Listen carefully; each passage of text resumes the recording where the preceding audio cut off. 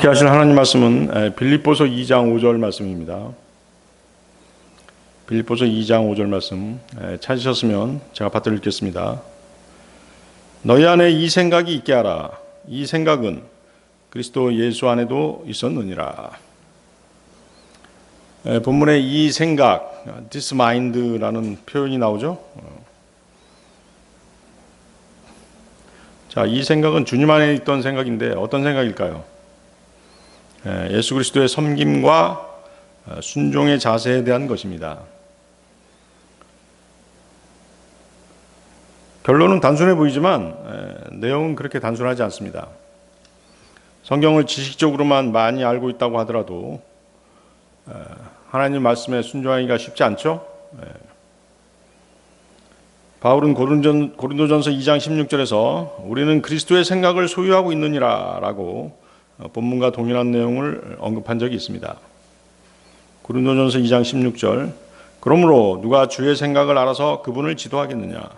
그러나 우리는 그리스도의 생각을 소유하고 있느니라. 어떤 사람이 거듭나고 성령님께서 그 사람 안에 들어오시면 그는 그리스도와 동일한 생각을 하도록 누가 인도해 주시는 것이에요? 성령님께서 인도해 주시는 것입니다. 여러분이 성령님의 인도하심을 받을 때 여러분은 주님께서 생각하시는 것과 똑같은 생각을 하게 된다는 말씀입니다. 빌립보서 2장 5절 다시 한번 읽어봅니다. 너희 안에 이 생각이 있게 하라. 이 생각은 그리스도 예수 안에도 있었느니라. 거듭난 사람은 그리스도와 똑같은 생각과 마음을 가져야 하고 주님께서 보시는 대로 보아야 하며 과거 거듭나기 전에 가졌던 생각과 안목, 가치관, 세계관, 인생관 등은 모두 버려야 하는 것입니다. 그런데 문제는 그리스도인들이 그리스도의 생각을 갖고 있으면서도 그리스도의 생각을 사용해서 그리스도의 생각대로 행하지 않는다는 데 있습니다. 그리스도의 생각을 갖게 하는 말씀이 주어졌고 또 생각은 있는데 순종하지 못하는 것입니다. 왜 그런 것이죠? 육신이 너무 강하기 때문인 것이죠. 그래서 생각 따로, 몸 따로인 것입니다. 거듭난 사람은 그리스도의 생각을 가진 것입니다. 그러나 그 생각을 행동으로 나타내서 입증하지 않으면 아무 소용이 없는 것이죠. 그리스도의 생각을 행동으로 나타내지 못하는 사람은 생각을 새롭게 함으로써 변화를 받은 사람이 아니라는 것입니다. 단지 그리스도의 생각을 지식적으로만 간직하고 있는 사람에 지나지 않습니다. 로마서 12장 2절 말씀입니다. 그런즉 이 세상에 동화되지 말고 오히려 너희는 너희 생각을 새롭게 함으로써 변화를 받을지니 너희로 하여금 하나님의 선하신 뜻과 기꺼이 받으실 만한 뜻과 완전하신 뜻이 무엇인지 입증하게 하려 함이라. 그리스도인은 구원받고 생각이 새롭게 변화된 사람들입니다. 거듭난 새 사람은 그리스도의 생각과 똑같은 생각대로 살아가야 됩니다. 그래서 모든 그리스도인들은 그리스도의 생각을 가지고 그 생각대로 행할 수 있게 해달라고 기도하지 않으면 안 되는 것입니다. 그러면 성령님께서 그 사람을 그리스도의 생각을 실천하면서 살아갈 수 있도록 도와주시는 것입니다. 디모데후서 1장 7절 말씀입니다. 이는 하나님께서 우리에게 두려움의 영을 주신 것이 아니라 오직 권능과 사랑과 건전한 생각의 영을 주셨기 때문이라. 비록 배우지 못한 무식한 사람들이라 하더라도 거듭났다면 성령님께서 그 사람 안에 계시기 때문에 그는 능력이 있는 사람인 것입니다. 사도행전 4장 13절에 그런 내용들이 나와 있죠. 이제 그들이 저들을 배우지 못하고 무죄한 사람들로 알았던지라 베드로와 요한의 담대함을 보자 스스로 놀라워하였더라. 이어서 그들은 저들이 예수님과 함께 있었다는 저들에 관한 정보를 알게 되었더라. 그렇죠? 베드로와 요한 전직 어부들이었죠. 그래서 사람들은 그들을 무식한 사람으로 알고 있었던 것이죠. 그렇지만 담대하게 진리를 선포하는 걸 보자 어떤 생각을 하게 된 것이에요? 저들이 예수라고 하는 사람하고 같이 있었었구나 하는 것을 그때서 이제 알게 된 것이죠. 성령님은 능력의 영이십니다. 그래서 우리에게 죄를 이길 능력도 주시고 기도를 응답받을 능력도 주시고 진리를 증거할 수 있는 능력도 주시는 것입니다. 또 진리를 가지고 선포하고 죄인들을 꾸짖고 죄들을 꾸짖을 능력도 주십니다. 또 우리에게는 고통과 고난을 인내할 수 있는 능력도 주십니다. 세상을 이길 능력도 주십니다. 우리에게는 또한 사랑의 영, 성령님은 또 사랑의 영이시거든요. 사랑의 영이 계십니다. 우리는 하나님을 사랑할 수 있고 하나님의 말씀을 사랑할 수 있고 그분이 하신 말씀들을 사랑할 수 있습니다.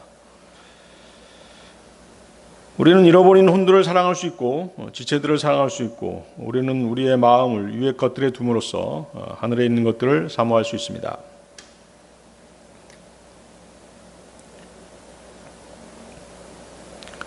또 우리에게는 뭐가 있다고 말씀하세요? 건전한 생각의 영이 있다라고 말씀하시죠? 하나님께서는 우리가 구원받을 때 건전한 생각을 주셨습니다. 속임수, 위선, 불의, 위장, 거짓, 가식, 기만, 교만 등을 분별할 수 있는 건전한 생각을 주신 것입니다. 진리를 발견할 수 있는 생각, 진리를 올바로 나눌 수 있는 생각, 인위적인 것과 천연의 것을 구별할 수 있는 생각을 주신 것입니다. 그래서 건전한 생각이라고 하는 것은 무엇을 취하고 무엇을 버려야 하는지 아는 것입니다. 그런데 보면 어때요? 주위에 있는 형제 자매들 중에서는 전혀 영적 분별 능력이 없는 그런 형제 자매들이 있지 않습니까? 마음이 딴 데가 있기 때문에 그런 것이죠. 깨어있지 않고 마음이 육신 쪽에 더 기울어져 있기 때문에 건전한 생각을 하지 못하는 것이에요. 옳고 그른 것을 분별하지 못하는 것입니다. 그래서 건전한 생각이라고 하는 것은 무엇을 받아들여야 하고 무엇을 거절해야지 아는 것입니다. 무엇이 선한 것이고 무엇이 악한 것인지 아는 것입니다. 생각이 건전한 사람은 하나님께 자신을 의탁하는 마음이 있는 사람입니다. 그리고 그런 사람은 하나님께서 평안을 주셔서 그 사람의 마음을 지켜주시는 것입니다. 그리스도의 생각을 가진 사람은 쉽게 흔들리지 않습니다. 교만하지 않습니다. 이 생각에는 또 지혜가 있습니다. 하나님께서 주시는 지혜가 있는 것이죠. 이 생각을 가진 사람은 그래서 미끄러지지 않는 것입니다. 불의와 타협하지 않습니다. 거듭날 때 하나님께서는 우리 모두에게 그리스도께서 가지신 건전한 생각을 주신 것입니다. 오늘 이 시간에는 어떻게 하면 그리스도 예수님 안에 있던 이 생각을 품고 실행하며 살아갈 수 있는지에 대해서 하나님의 말씀을 나누는 시간을 갖고자 합니다. 그리스도 예수 안에 있던 생각이 있게 하라. 첫 번째, 너의 일들을 주께 맡기라. 잠언 16장 3절 보십시오.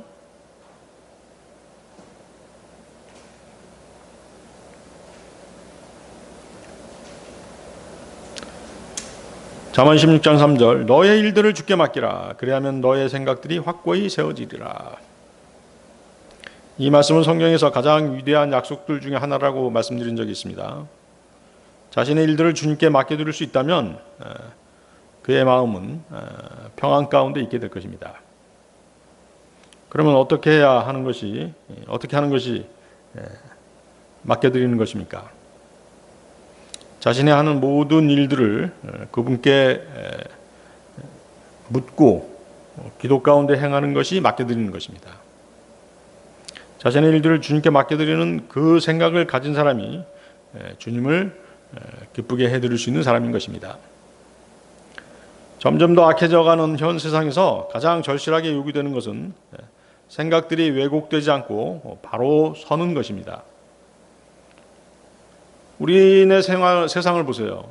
하루 24시간 TV, 라디오, 신문, SNS에서 쉬지 않고 쏟아져 나오는 허황된 얘기들, 거짓말들을 듣고 있다 보면 그리스도인들조차도 깨끗하고 건전한 생각을 하면서 살 수 없게 만들어버리는 것입니다. 심각한 것은 민의를 반영한다는 국민의 대표자들이 구원받은 그리스도인들이 아니다 보니까 자신들이 교육받고 학습해온 왜곡되고 거짓된 사상들을 국민들에게 주입하고 세뇌시키고 있다는 사실입니다. 그들은 자신들이 학습했던 여러 선전선동 방법을 사용해서 국민들의 생각을 자신들의 편으로 끌어오기에 혈안이 되어 있는 것입니다. 독일 나치의 선전부장이었던 괴베스가 이런 말을 했죠. 대중은 거짓말을 하면 처음에는 부정하고 그 다음에는 의심하지만 계속 되풀이하면 결국에는 믿게 된다는 것입니다. 오늘날 국회의원이라는 자들이 국민들을 개나 돼지로 보는 이유가 바로 괴벨스와 같은 그들의 선전선동에 국민들이 노란하기 때문인 것입니다. 바른 성경 말씀을 기준으로 생각하면 그들의 선전선동이 얼마나 위험하고 얼마나 억지스럽고 또 거짓과 이선으로 가득 차 있는지를 금방 알 수 있습니다. 그럼에도 불구하고 그리스도인들 가운데는 잘못된 선입견이나 지역 감정에 매몰돼서 그들의 이면을 들여다보지 못하고 맹목적으로 추정하는 사람들이 있다는 것은 매우 안타까운 일이 아닐 수 없는 것입니다. 주님께 모든 것을 맡기고 산다는 것은 사실 믿음의 문제입니다. 우리는 자신의 돈을 은행에 안심하고 맡깁니다. 세금 정산을 위해 자신의 재정을 세무사에게 맡깁니다. 자신의 건강을 의사에게 맡기죠. 중한 병이 난 경우는 수술하도록 자신의 몸을 맡깁니다. 법적인 문제가 생기면 법률사무소를 찾아 사건을 맡깁니다. 그러나 정작 하나님께 먼저 모든 것을 맡길 생각을 하지 않는 것이 우리들의 믿음 생활인 것입니다. 잠언 16장 3절 다시 보십시오. 너희 일들을 주께 맡기라. 그리하면 너희 생각들이 확고히 세워지리라. 주님께 맡겨드릴 수 있어야 생각들이 확고히 세워지는 것입니다. 생각들이 확고히 세워진다는 것이 무엇을 뜻하는 것입니까? 근심, 걱정, 염려들로 생각이 흔들리지 않는다는 것입니다. 시편 55편 22절입니다. 너의 짐을 주께 던지라. 그리하면 그분께서 너를 지탱하시리라. 그분께서 의로운 자가 동요하는 것을 결코 허락하지 아니하시리라. 그렇죠? 맡겨드릴 때 우리가 흔들리지 않는 것이에요. 베드로전서 5장 7절 너희의 모든 염려를 그분께 던지라. 이는 그분께서 너희를 돌보시기 때문이라. 맡겨드려야 그분께서 우리를 돌보시는 것입니다. 우리에게 평안이 주어지는 이유가 바로 그것이죠. 하나님께서 지금 나를 돌보시고 계시구나. 내 일을 맡아서 처리해 주시고 계시구나 하는 평안한 마음이 우리 안에 들어오는 것입니다. 그리스도인은 자신의 계획과 행동과 노력, 수고, 짐들을 하나님께 맡길 수 있어야 합니다. 우리의 일들을 주님께 맡김으로써 우리는 그분의 주권을 인정하고 우리가 하는 모든 일에서 그분의 인도하심과 축복을 구할 수 있는 것입니다. 그렇게 함으로써 우리의 생각이 주님의 뜻과 일치해지는 것입니다. 맡기지 않으면 주님의 뜻을 알 수 없습니다. 따라서 우리가 그분께 모든 것을 맡긴다는 것은 우리가 주님의 뜻을 우선시하고 그분의 인도하심을 신뢰한다는 것입니다.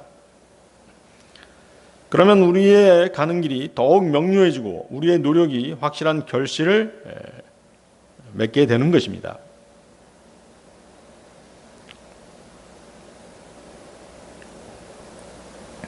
우리가 주님께 모든 것을 맡겨드릴 때 주님도 우리에게 그분의 일을 맡기십니다.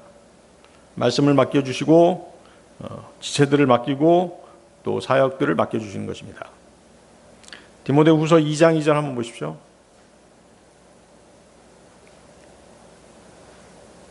디모데후서 2장 2절 그리고 내가 많은 증인들 가운데 나에게서 들어온 것들을 그 동일한 것들을 너는 신실한 사람들에게 맡기라. 그들이 다른 이들 또한 가르칠 수 있으리라. 주님께 자신의 일들을 맡겨주시는 사람은 당연히 주님과 신뢰를 쌓은 사람일 것입니다. 그렇겠죠? 그러면 주님은 그에게 그분의 것들을 맡겨주시는 것입니다.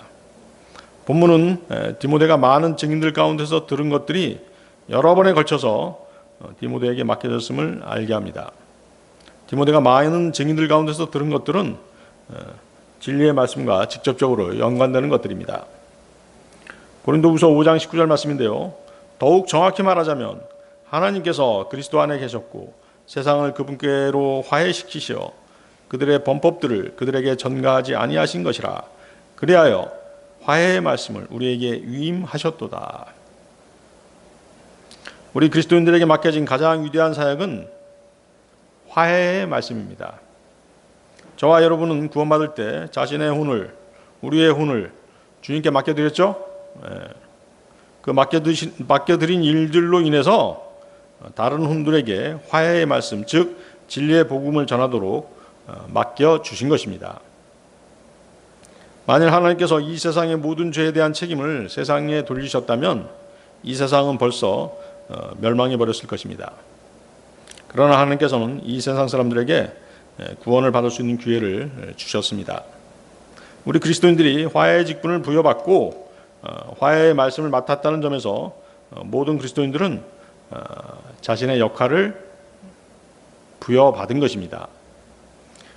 갈보리 십자가에서 그리스도께서는 죄인을 하나님과 화해시킬 수 있는 모든 일을 행하셨고 하나님과 어떻게 화해할 수 있는지에 대해서 그 방법을 우리에게 알려주셨습니다. 그리고 우리 그리스도인들에게 그 일을 맡겨주신 것입니다. 바로 그런 이유로 우리가 그리스도를 대신한 대사들이라고 불리는 것입니다. 고린도후서 5장 20절 말씀이죠. 그렇다면 이제 우리는 그리스도를 위한 대사들이니 마치 하나님께서 우리를 통하여 너희에게 간청하신 것과 같도다. 우리가 그리스도를 대신하여 너희에게 간구하노니 너희는 하나님과 화해하라. 주님을 신뢰하고 자신을 맡겼던 우리는 이곳 지상에서 주님을 대표해서 주님이 맡겨주신 화해의 말씀을 전해야 하는 것입니다. 대사는 대리자의 의미가 있습니다. 그리스도인 개개인은 바로 그리스도의 대리자인 것입니다. 그리스도인이라고 하는 단어의 뜻은 작은 그리스도다라고 말씀드렸죠. 그리스도께서 참으로 우리 안에 들어와 계시기에 작은 그리스도인은 거듭난 새 사람을 일컫는 합당한 용어인 것입니다. 우리는 주님 오시는 그날까지 이 사역을 신실하게 담당해야 하는 것입니다. 그리스도 예수 안에 있던 생각이 있게 하라. 두 번째, 모든 것을 감사함으로 주께 알리라. 모든 것을 감사함으로 주께 알리라. 빌립보서 4장 6절 7절 말씀 보십시오.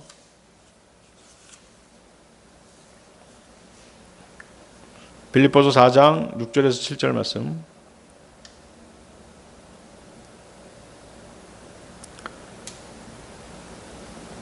아무 일에도 염려로 가득 차지 말라. 다만 매사에 기도와 간구로 감사들을 드리면서 너희의 요청들이 하나님께 알려지게 하라. 그리하면 모든 지각을 초월하는 하나님의 평안이 그리스도 예수를 통하여 너희의 마음과 생각을 지키시리라. 자, 본문에 염려라는 단어가 나오죠. careful이죠. careful. 염려는 걱정이 가득한 것을 의미하는 것입니다. 빌립보의 그리스도인들은 바울의 상태에 대해서 염려하고 걱정했던 것입니다. 바울은 그들이 너무 걱정하지 않도록 본문에서 그 단어를 사용하고 있는 것이죠. 거기 6절 보십시오. 다만 매사에 기도와 간구로 감사들을 드리면서 너희의 요청들이 하나님께 알려지게 하라. 걱정을 치유하는 방법은 하나님과 지속적으로 교제하는 것이라고 말씀드렸죠. 그 교제의 방법은 자신의 염려를 그분께 맡기는 것입니다. 그리스도인들은 모든 일들을 주님과 얘기할 수 있어야 됩니다. 그 방법에는 매사에 감사를 드리는 것이 있습니다. 거기 감사들을 드리라고 되어 있죠. 그래서 매사에 감사들을 드리는 것이 바로 주님과 교제하는 방법 중에 하나라는 것이죠. 데살로니가전서 5장 18절에도 같은 말씀이 있습니다. 매사에 감사들을 드리라. 이는 이것이 그리스도 예수 안에서 너희에 관한 하나님의 뜻이기 때문이라. 생각해 보세요. 우리에게는 감사할 일들이 너무나 많죠? 그렇습니다. 그러나 우리는 자신의 일들과 생각들로 바쁘기 때문에 감사를 잊고 사는 것입니다.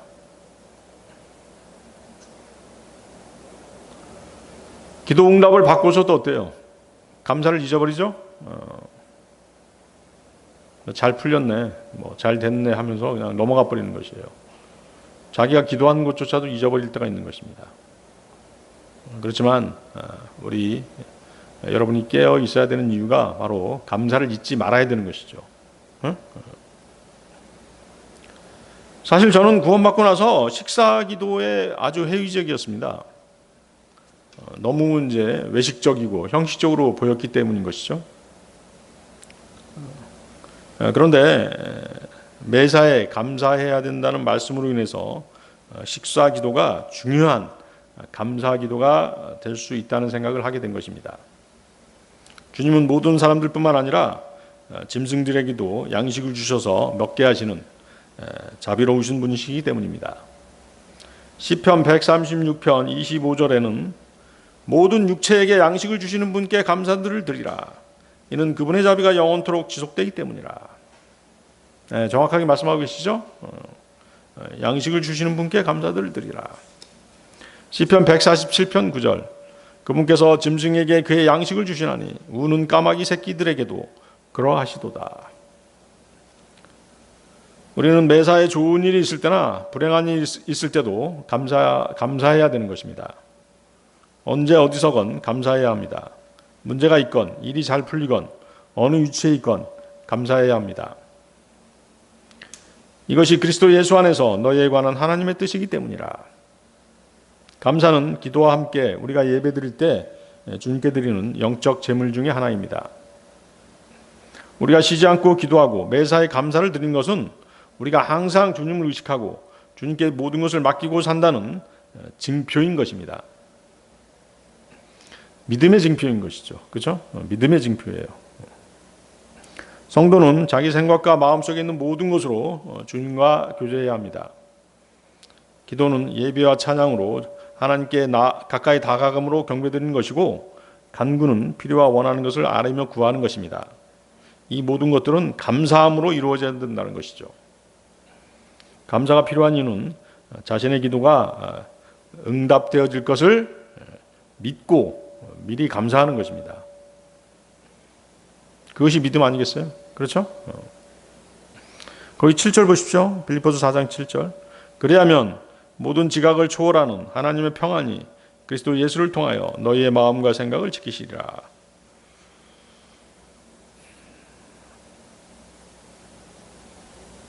자, 기도가 다 응답되면은 주님께서 우리의 마음과 생각을 지키셔야 될 이유가 없잖아요. 그렇지만 기도가 응답 안 될 때가 있죠. 비록 기도와 간구들을 통한 우리의 요구들이 모두 충족되지는 않는다고 하더라도 하나님의 평안이 그리스도 예수님을 통해서 우리의 마음과 생각을 지켜주신다는 것입니다. 성도들이 하나님의 말씀에 따른 여러 약속들의 근거에서 기도를 드리면 하나님께서는 반드시 분명히 들어주십니다. 그러나 기도하는 사람이 응답받지 못할 때에도 하나님께서 주시는 평안이 염려로부터 우리의 마음과 생각을 지켜주신다는 것입니다.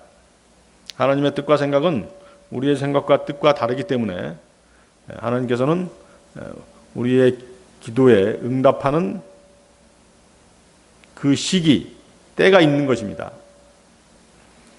이사야서 55장 8절 말씀인데요.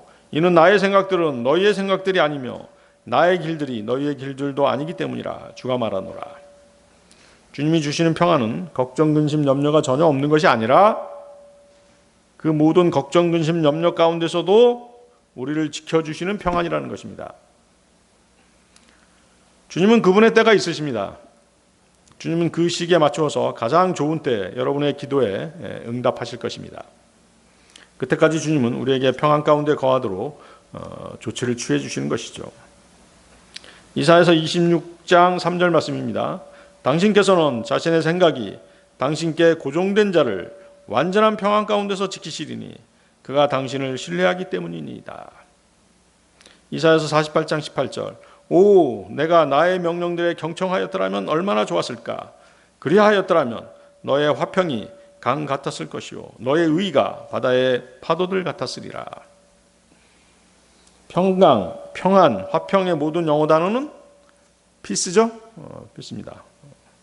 우리는 종종 생각이 많아져서 혹은 마음이 마음의 조급함 때문에 하나님 말씀보다도 자신의 힘과 능력에 의지하는 경향이 있습니다.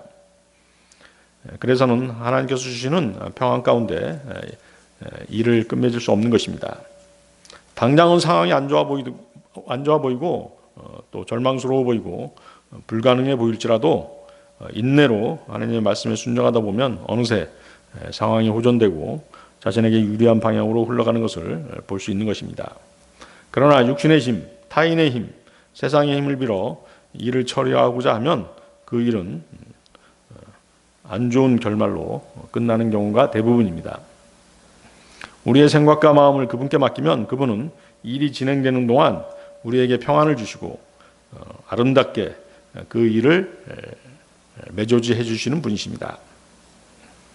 사실 자신에게 닥친 일이 불행한 일이라면 감사하기가 쉽지 않습니다. 그렇죠?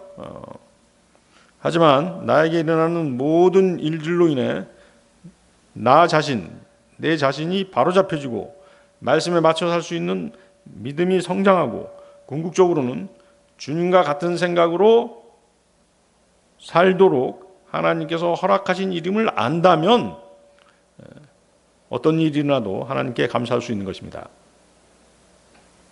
일어난 그 불행한 일 자체로는 하나님께 감사할 수 없을지 몰라도 궁극적인 하나님의 그 크신 뜻으로 인해서 하나님께 감사할 수 있다는 것입니다. 따라서 하나님의 뜻은 우리가 항상 모든 일에 대해 하나님께 감사하는 것입니다. 감사는 어떤 일이 일어나도 하나님의 사랑에 대한 확신을 버리지 않도록 하시는 하나님의 뜻인 것입니다. 자, 하나님의 궁극적인 목적, 우리 그리스도인들에 대한 하나님의 궁극적인 목적이 뭘까요? 하나님께서는 그리스도인들을 예수 그리스도와 같은 형상으로 빚기를 원하십니다. 그렇죠? 그것이 하나님의 궁극적인 목적이에요. 그것이 하나님의 궁극적인 뜻이죠. 우리에게 일어나는 모든 일이 바로 이 목적을 위해 허락되는 것입니다. 우리가 이러한 사실을 안다면 좋은 일이든 나쁜 일이든 어떤 모든 일들로 인해 하나님께 감사할 수 있어야 되는 것입니다. 욥은 사탄의 고소로 인해 자신의 의와 믿음을 시험받아야 했습니다. 그는 모든 재산을 잃고 모든 자녀를 땅에 묻어야만 됐습니다. 나중에는 아내도 그를 떠나버렸고 건강도 잃어버렸습니다. 위로한답시고 찾아온 친구들은 오히려 그를 정죄했던 것입니다. 하지만 욥은 끝까지 하나님에 대한 믿음을 저버리지 않았고 끝까지 그분의 뜻을 헤아리고자 했습니다.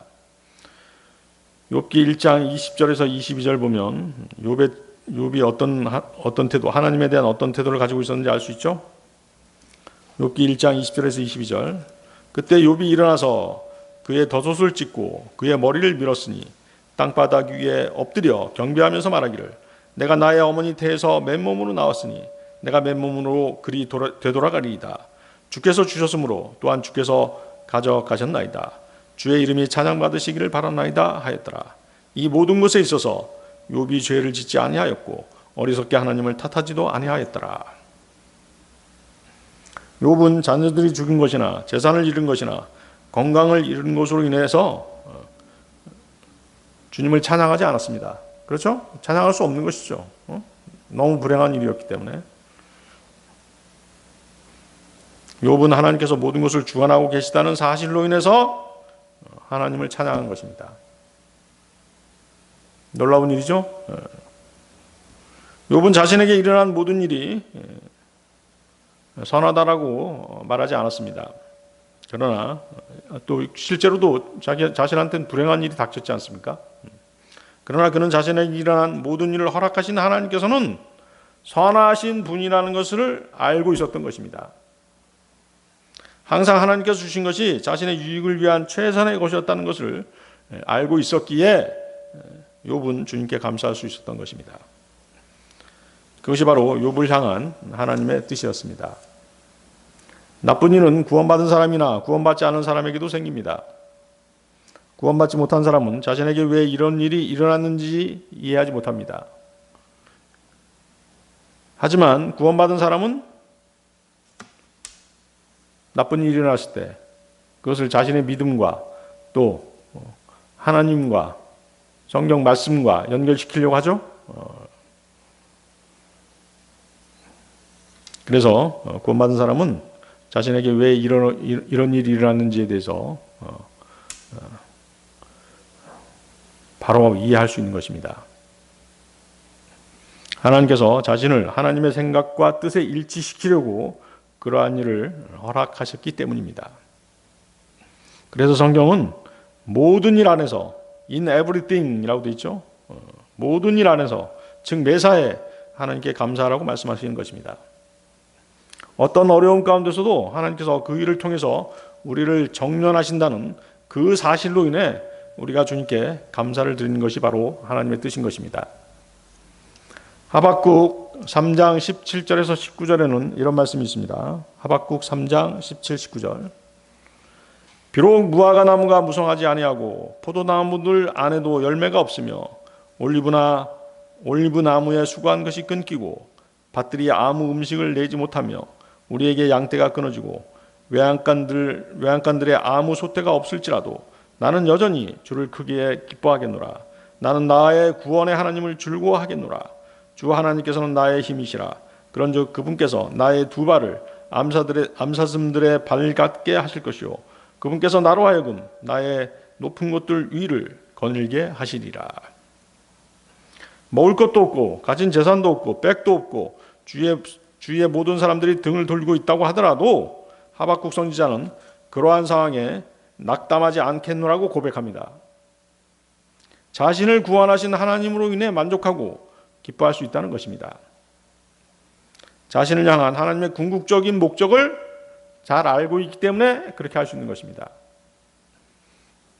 따라서 그리스도인은 모든 일 안에서 하나님께 감사해야 합니다. 우리 그리스도인들에 대한 하나님의 궁극적인 목표는 예수 그리스도의 형상과 우리를 일치시키는 것입니다. 로마서 8장 29절. 이는 그분께서 또한 자신이 미리 아신 자들을 그분의 아들의 형상과 일치되게 하시려고 예정하셨기 때문이니. 그래서 우리가 어려운 일이 있을 때, 또 고난 가운데 있을 때 우리는 무엇을 생각하는 것이에요? 우리를 향한 하나님의 궁극적인 목적을 생각해야 되는 것입니다. 그러면 우리는 하나님께 감사할 수 있는 것입니다. 그리스도 예수 안에 있던 생각이 있게 하라. 세 번째, 하나님의 화평의 통치를 받으라. 하나님의 화평의 통치를 받으라. 골로새서 3장 15, 17절 보십시오. 골로새서 3장 15, 17절.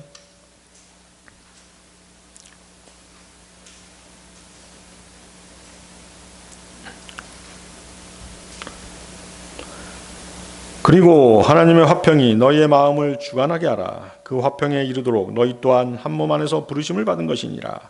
그리하여 너희가 감사하는 자가 되라. 그리스도의 말씀이 너희 안에 모든 지혜로 풍부하게 머물게 하라. 시들과 찬송가들과 영적인 노래들로 서로 가르치고 권고하며 너희 마음속에 있는 은혜로 주께 노래하라. 그리고 너희가 말로나 행실로 하는 것은 무엇이든지 모두 주 예수의 이름 안에서 하되 그분으로 말미암아 하나님 곧 아버지께 감사들을 드리라. 하나님의 화평이 성도들의 마음을 다스리고 지배하기에 그리스도인은 그분의 화평의 통치를 받아야 된다라고 말씀하시는 것입니다. 그분은 영적으로 뿐만 아니라 실제적으로 화평의 통치자이십니다. 이사야서 9장 6절이죠. 이는 저희에게 한 아이가 태어났고 저희에게 한 아들이 주어지기 때문입니다. 그런즉 정권이 그분의 어깨 위에 있을 것이요 그분의 이름은 경이로우신 분이라 좋은 자라 막강하신 하나님이라 영원하신 아버지라 화평의 통치자라 불리리이다. 화평의 통치자라 불리리이다. 그리스도인이 받는 통치는 그분의 권위로 다스림을 받는 것입니다. 로마서 5장 1절 한번 보십시오. 로마서 5장 1절. 여기 잡고 로마서 5장 1절.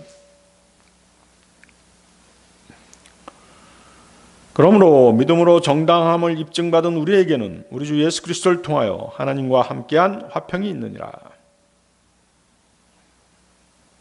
저와 여러분은 그분을 믿음으로 단번에 의롭게 되었습니다. 그렇죠? 그러므로 우리가 의롭게 된 것은 행위와 동반된 다른 세대에 구원받은 사람들과는 다릅니다. 아브라함의 경우는 어떨까요? 아브라함의 경우도 단번에 의롭게 되었나요? 그렇지 않죠? 그렇지 않습니다. 아브라함의 경우는 창세기 15장에서 믿음으로 의롭게 여겨졌어요. 그때 카운티드 된 거예요. 의롭게 여겨졌죠. 그러다가 어떻게 했어요? 창세기 22장에서 자신의 아들 이삭을 제단에 드리는 행위로 그 믿음이 입증되고 나서야 비로소 의롭게 되었던 것입니다. 아시겠어요? 우리 그리스도인들하고 좀 다르죠? 아브라함의 믿음은 그의 행위로 완성되었던 것입니다. 그러나 우리는 단지 그분을 믿음으로 모든 것이 한꺼번에 이루어졌습니다. 우리가 예수 그리스도를 믿는 순간 하나님께서는 우리를 의롭다라고 여기셨을 뿐만 아니라 그분의 의를 우리에게 전가해 주시고 우리를 의롭다고 선포하셨던 것입니다. 이 일이 단번에 한 번에 이루어진 것이에요. 서서히 몇 단계로 이루어진 것이 아니라는 것입니다.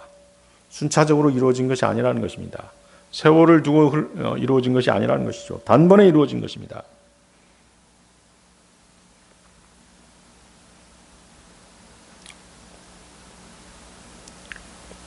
의롭게 여겨짐과 의롭게 됨이 우리가 그분을 믿음으로써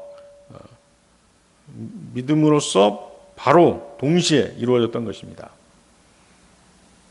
우리는 아브라함처럼 먼저 믿음으로 의롭게 여긴 다음 행위로 그 믿음을 충분히 입증함으로써 마침내 의롭게 된 것이 아니라는 것입니다. 이해하시죠? 이처럼 믿음으로 단번에 의롭게 된 우리는 주 예수 그리스도를 통하여 하나님과 함께 한 화평이 있느니라고 본 구절은 말씀하시는 것입니다. 모든 그리스도인의 각자의 삶이 다를지라도 한 가지 공통점이 있다면 그것은 바로 예수 그리스도 안에서 하나님과 화평한 관계를 유지한다는 것입니다. 그리스도인들은 저마다의 생활 가운데서 각기 다른 다양한 문제들을 안고 있고 그 문제들로 인해서 삶의 안정이 위협받고 평화가 깨지기도 하지만 적어도 구원받은 것은 확실하기 때문에 하나님과는 예수 그리스도를 통해서 화평을 누리는 것입니다. 이해하시겠죠? 구원이 흔들리지 않는다는 것이죠. 그러니까 구원이라고 하는 뭐가 있다는 것이에요. 든든한 백이 있다는 것이에요. 그리스도는 질병으로 고통당할 수도 있고 또 어떤 그리스도는 사업에 실패해서 시리에 빠지고 어떤 그리스도인은 돈이 없어 가난에 시달리고 어떤 그리스도인은 가정에서 남편, 아이들, 시댁 식구들과의 불화로 끊임없이 괴로움에 시달립니다. 그럼에도 불구하고 이들 모두는 예수 그리스도 안에서 하나님과 화평합니다. 그렇기 때문에 그리스도인이 이 세상에서 겪는 이 세상에서 여러 어려움을 겪을지라도 어디에서나 어떤 처지에 놓여 있든지 하나님과 화평을 갖는다는 점에서 모든 그리스도인들은 동일하다는 것입니다. 살아가는 동안 가진 모든 것을 잃거나 세상에서 말할 수 없는 고난을 당할지라도 그리스도 안에서는 평안을 갖습니다. 그리스도인들 각자가 세상에서는 이처럼 여러 고난과 고통에 시달리지만 구원을 받아서 일단 그리스도 안에 들어와 그분의 지체가 되었기 때문에 모든 그리스도인들은 똑같은 화평 속에서 안식하게 되는 것입니다. 이것은 주 예수 그리스도께서 그러한 화평을 누릴 수 있도록 해주셨기 때문입니다. 그렇지만 어때요? 대부분의 사람들이 이 화평을 누리지 못하고 있는 것이죠. 자신이 구원받았다는 것을 잊고 사는 사람들이 있잖아요. 그렇죠? 신기한 일, 오히려 그게 신기한 일이죠. 자신이 그리스도인으로서 거듭남으로써 주 예수 그리스도를 통해서 하나님과 화평을 갖는다는 것은 이 세상에 살면서 모든 일이 다 잘 풀리고 행복하게 살게 된다는 것을 의미하는 것이 아닙니다. 모든 것이 다 잘 풀리고 점점 부유해지고 그런 것들은 누가 구하는 것이에요? 은사주의자들이 구하는 것이죠. 자신이 구원받아서 영원한 생명을 얻게 되었고 하나님과 화평할 수 있게 되었다는 것은 비록 이 세상에서 어떤 고난을 당할지라도 자신에게는 영원토록 평안을 누릴 수 있는 전혀 다른 세계, 즉 주님이 통치하시는 영적인 하나님의 왕국에 자신이 들어가 있고 또 가까운 장래에 주님이 재림하시면 실제적인 주님의 왕국의 시민으로서 살아갈 수 있다라고 하는 그 사실로 인해서 평안이 자신에게 주어지는 것입니다.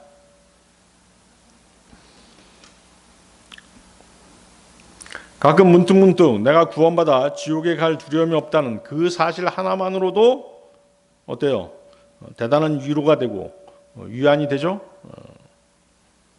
또 그것으로 인해서 감사하는 사람이 있는 것입니다. 요한일서 4장 18절 말씀인데요. 사랑 안에는 두려움이 전혀 없느니라. 오히려 두려움에는 심한 고통이 있으므로 완전한 사랑은 두려움을 쫓아내느니라. 두려워하는 자는 사랑 안에서 완전해지지 아니하였느니라. 여기서 말씀하시는 두려움은 지옥에 가는 두려움이죠. 그리스도인은 지옥에 가는 두려움이 아닌 주님에 대한 사랑과 지체들에 대한 사랑으로 시간이 흐르면서 채워져 가는 존재들인 것입니다. 주님에 대한 일들도 마찬가지죠. 주님에 대한 사역도 마찬가지입니다. 처음에는 의무감에서 하지만 시간이 흐르면서 그분에 대한 사랑으로 하는 것입니다. 그분에 대한 사랑으로 한다는 것은 내 안에 계신 그분이 모든 일을 하실 수 있도록 맡겨드린다는 것입니다.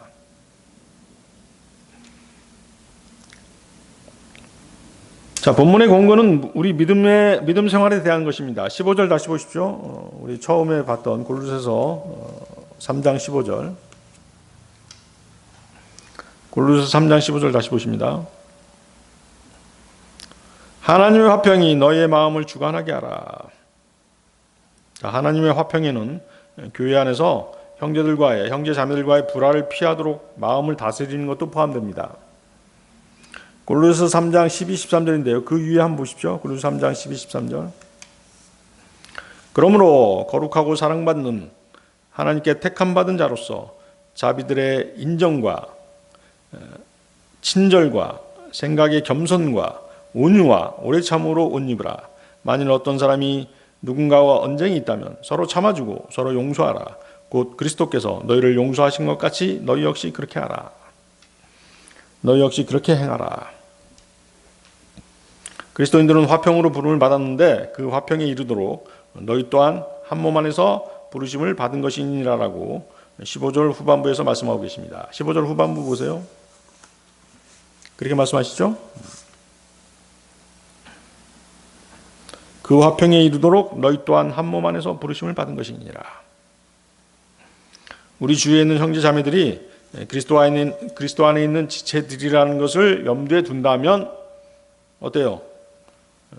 평생 못 볼 사람처럼 그렇게 불화 가운데 지내지 말라는 것이죠.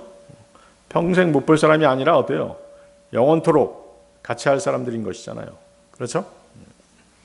거기 16절 보십시오. 그리스도의 말씀이 너희 안에 모든 지혜로 풍부하게 머물게 하라. 그리스도의 말씀이 너희 안에 모든 지혜로 풍부하게 머물게 하라. 예수 그리스도의 말씀은 우리에게 주어진 바른 성경 말씀입니다. 그런가요? 주님 말씀이 육신이 돼서 이 땅에 오신 분이시죠?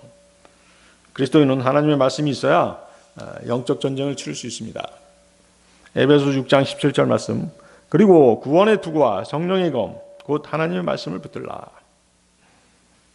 그리스도인은 하나님의 말씀을 기준으로 모든 것을 판단하고 정확히 분별할 수 있습니다. 고린도전서 2장 15, 16절 말씀인데요. 그러나 영적인 자는 모든 것들을 판단하나 그럼에도 자기 자신은 아무에게도 판단받지 아니하느니라. 그러므로 누가 주의 생각을 알아서 그분을 지도하겠느냐. 그러나 우리는 그리스도의 생각을 소유하고 있느니라.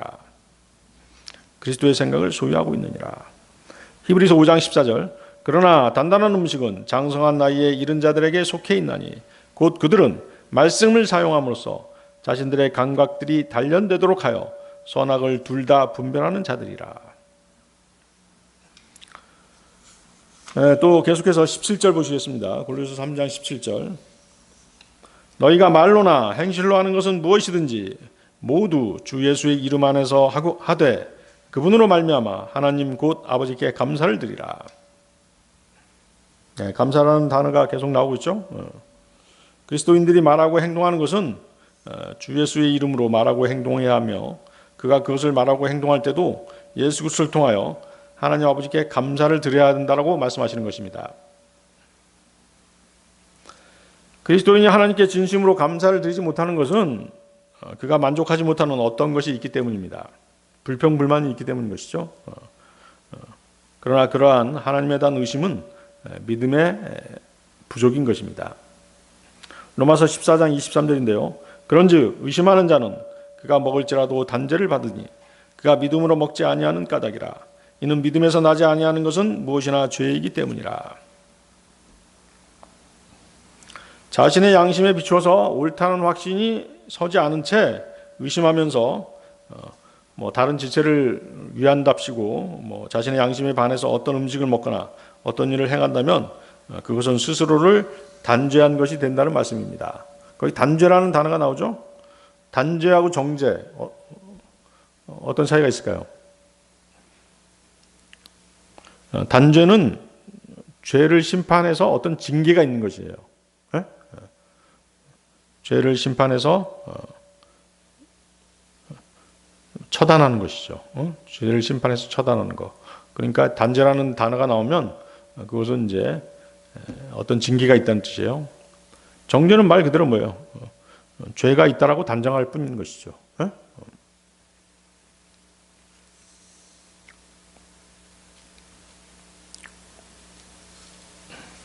그래서 자기 자신을 단죄한다라고 하는 것, 그것은 뭐냐면 자기 자신이 자기를 단죄하기는 어렵죠. 그렇죠? 그러니까 뭐가 있게 되는 것이에요.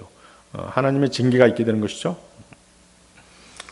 그런 징계가 있게 되는 이유는 뭐예요? 그는 믿음으로 먹거나 행한 것이 아니기 때문인 것이죠.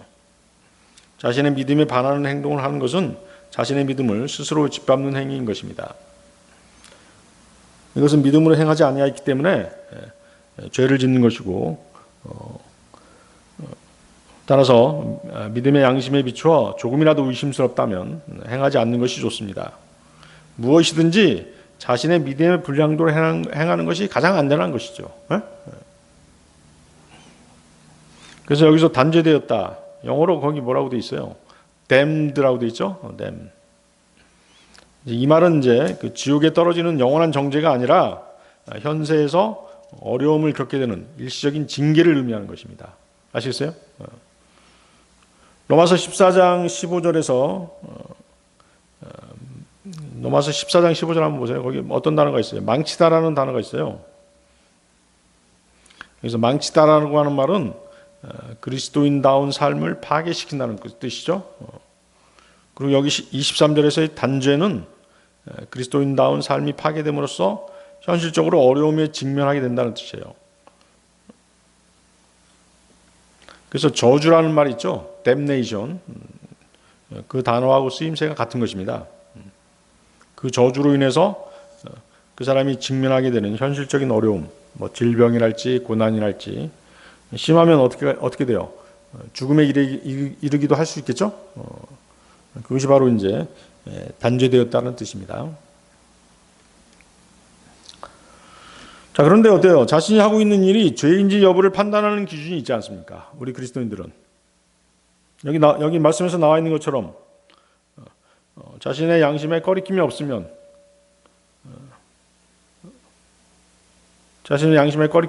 우리는 할 수 있는 것이죠? 그렇습니다. 또 자신이 생각해 볼 때 지금 하고 있는 일을 축복해 주시라고 하나님께 요청할 수 있는가 하는 것이죠. 그것이 기준이 될 수 있겠죠? 또 자신이 하고 있는 일이 하나님의 영광을 위한 일인가 하는 것이죠. 자신의 영광을 위한 것인가? 하나님의 영광을 위한 것인가? 자신의 영광은 뭐라고 말씀하세요? 성경에서. 자신의 영광을 구하는 것은 영광이 아니니라 라고 되어 있거든요. 그렇지만 우리 주위를 살펴보면 어때요? 하나님의 영광보다도 자신의 영광을 위해서 일하는 사람들이 있잖아요. 하나님 앞에 가게 되면 그런 것들은 다 불태워질 육신적 욕망 외에는 아무것도 아닌 것이에요. 자, 그 다음에 또 뭐가 있어요? 자신의 양심에 꺼리낌이 없어야 되고, 또 두 번째, 자신의 일을 축복해 주시라고 하나님께 요청할 수 있느냐는 것이고, 또 하나님의 영광을 위한 일이냐 하는 것이고, 또 뭐가 있어요? 자신의 하는 일이 하나님의 말씀에 근거한 일인가. 자, 이상의 기준에 합당하다면 그 일을 할 수 있는 것입니다. 다른 사람들이 뭐라고 하든지 말든지 상관하지 말고 그 일을 축복해 주시고 은총을 내려달라고 하나님께 요청할 수 있다면 그 일은 반드시 해야 되는 일이고 잘하고 있는 일인 것입니다. 에베소 5장 17절입니다. 이런 이유로 너희는 오직 주의 뜻이 무엇인지 이해하여 지혜 없는 자가 되지 말라. 그리스도인은 그분의 뜻을 아는 지식으로 채워져 마음으로부터 우러나와 하나님의 뜻을 행할 수 있어야 합니다. 하나님의 모든 뜻 안에서 행한다는 것은 그것이 그분의 화평의 통치에 자신을 맡기는 일이기 때문인 것입니다. 자, 오늘 설교의 결론입니다. 자, 오늘 설교의 주제 성구인 빌립보서 2장 5절을 다시 보십시오. 너희 안에 이 생각이 있게 하라. 이 생각은 그리스도 예수 안에도 있었느니라. 자, 이 구절에서 그리스도 예수님 안에 있던 이 생각, this mind에 대해서 빌립보서 2장 6절에서 8절은 이렇게 말씀하십니다. 빌립보서 2장 6절 8절 말씀 보십시오. 그분께서는 하나님의 형체로 계시기에 하나님과 동등하심을 강탈하는 것으로 생각하지 아니하셨느니라. 그러나 스스로 이름 없이 되셨으며 자기 위에 종의 형체를 취하셨고 사람들과 같은 모습이 되셨느니라. 그리고 사람과 같은 모양으로 발견되신 그분께서는 스스로 겸손하시어 죽음 곧 십자가의 죽음에 이르기까지 순종하셨느니라. 예수 그리스도께서는 하나님의 형체일 뿐만 아니라 하나님의 형상이시죠. 골로새서 1장 15절 그분께서는 볼 수 없는 하나님의 형상이시고 각각의 모든 창조물 가운데 첫째로 나신 분이시라. 예수 그리스도께서는 하나님과 동등할 뿐만 아니라 하나님과 같은 호칭, 같은 능력, 같은 속성, 같은 권위, 같은 성품을 지니신 분이십니다. 주님은 하나님이셨고 그분은 하나님의 피를 가지고 육체를 입고 오신 분이십니다. 사도행전 20장 28절 말씀인데요. 그러므로 너희 자신에게 주의하고 양무리에게도 주의하라. 성령님께서 너희로 하여금 하나님의 교회를 먹이게 하시려고 양무리 위에 감독자들로 삼으셨으니 그분께서는 자기 자신의 피로 값을 치르고 자신의 교회를 얻으셨느니라. 예수님께서는 이 땅에 오셨을 때 자신을 전능하신 하나님으로 경배하는 자들을 한 번도 거부하지 않으셨고 마다하지 않으셨습니다. 사람들이 그분을 경배하는 것을 막지 않으셨던 것이죠. 그렇지만 어때요? 그분의 원수들은 모두 주님이 하나님의 성호를 강탈한 자로 여겼던 것입니다.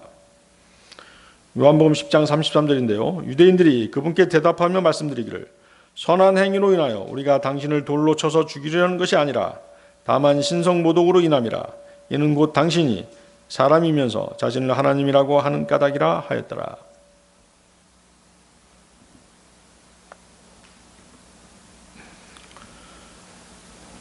그분이 입으신 육체의 형체는 히브리인 남성으로 또 목수의 아들로 율법 아래서 태어나셨죠.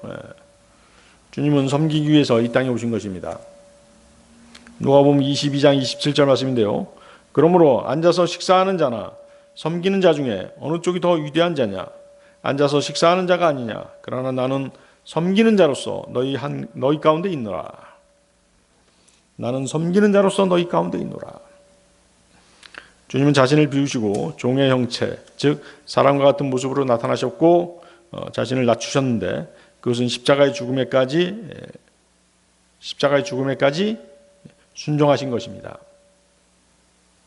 따라서 그리스도 예수님 안에 있던 생각은 하나님 아버지에 대한 철저한 순종이었던 것입니다. 그 순종은 십자가의 죽음으로 나타났죠. 그 죽음은 고통스럽고 수치스럽고 우리를 위한 대속적인 피 흘리신 죽음이셨고 세상 죄인들을 위한 화목제물로서의 죽음이었던 것입니다.